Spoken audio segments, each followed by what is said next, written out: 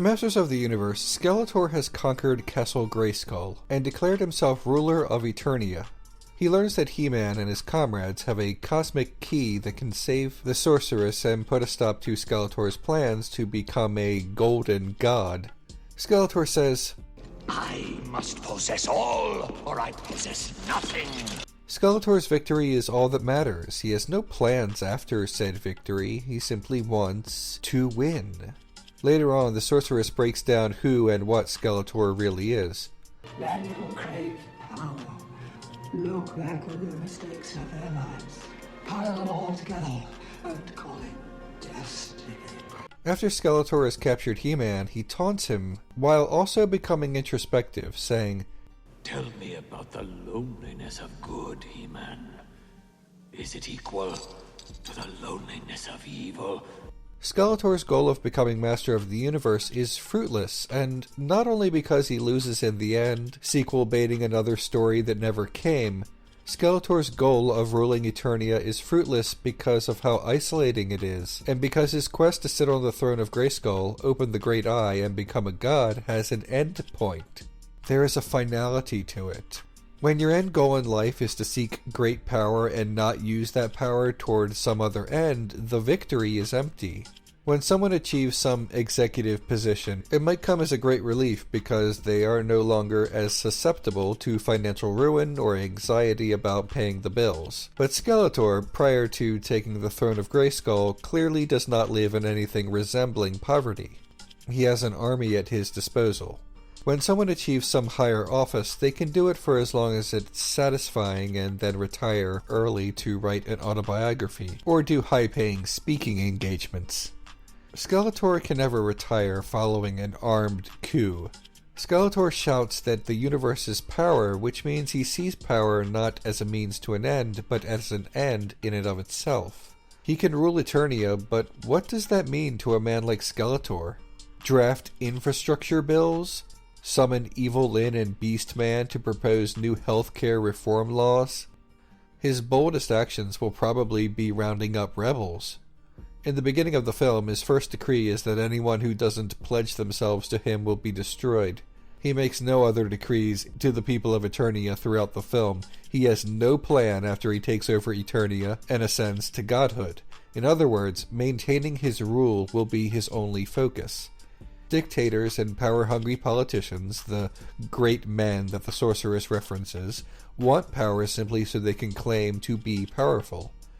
They treat that power not like a responsibility, but more like a sports championship.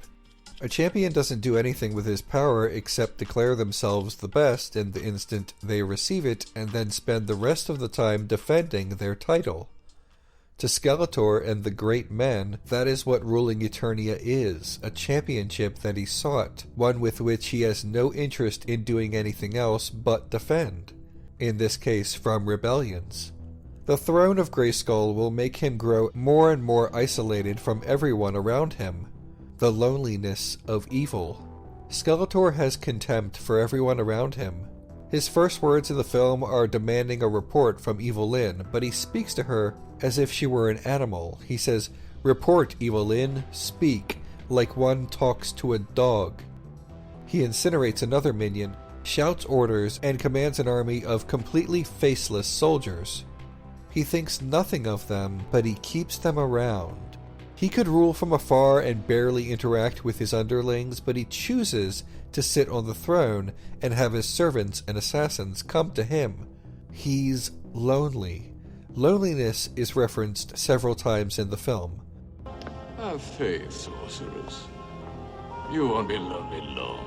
You think they don't like us? No, they're just lonely. They miss us. I demand the destitution, shame, and loneliness of scorn. Skeletor requires distractions to keep himself from recognizing this in himself. Skeletor only tells this to He-Man, the person Skeletor sees as his opposite. But Skeletor also wonders if He-Man, though his opposite, is as lonely as he is. If the responsibility of being the hero of Eternia is as isolating as the burden of being the villain of Eternia. Skeletor desperately wants He-Man to be as lonely as he is, to justify his own loneliness. He-Man, however, is not isolated. He obviously has strong bonds with Tila and Man-at-Arms, and very easily becomes friends with two people from Earth. This fact would undoubtedly drive Skeletor into an even greater depression. If he had not been defeated at the end of the narrative, this would have only gotten worse for Skeletor once he ascends to godhood. He would have been even more isolated from the people around him, as the commoners and even the evil henchmen can't possibly comprehend him. Relationships are built on a mutual trust, and if Skeletor has no more equals, as he triumphantly announces during his I am a god speech, he will grow ever lonelier and subsequently fall even further into despair. Someone with too much time alone and time to contemplate their own existence can often fall into a kind of existential ennui. Philosopher Blaise Pascal once remarked, "All of humanity's problems stem from a man's inability to sit quietly in a room alone." Relationships are a defense that keeps these thoughts away from us because if we are not alone, we don't have to spend as much time in our own heads contemplating the meaninglessness of our lives. Skeletor has no one close to him. Evil Lyn and his minions abandoned him in his time of need near the end of the film. His loneliness is only going to get worse if he defeats He-Man, arguably the most important relationship he has. Pascal said that one alternative to despair is to turn to God, but now that Skeletor is God, he is now the only person in existence for whom that is not an option, isolating him further. Skeletor conquering Castle Grayskull, becoming a golden deity, and ruling over Eternia has an inherent, unavoidable problem. What now? What is he supposed to do with his life now that he has nothing left to do?